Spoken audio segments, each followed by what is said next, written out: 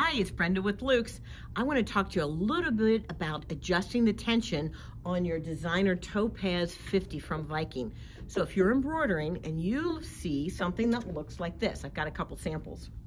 This is the back of my project. Notice the loops, okay? That is my top thread and it's looping on the back, and the bobbin thread is just a straight stitch. That tells me that I'm having a tension issue.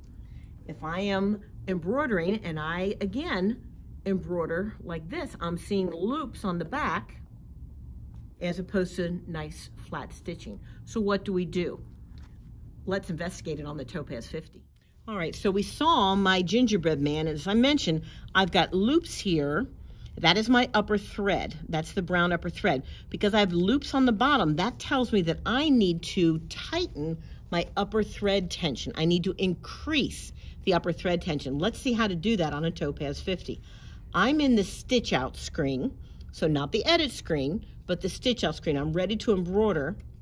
I go right here because I want to alter. See, ALT, I touch the button, and right here, the bottom left corner, that is the control for my tension. To make the tension higher, right now it's 2.8. I'm going to touch the arrow pointing to the right and go up a couple notches. So what that will do is that will add tension to that upper thread, pulling those loops back up inside my project.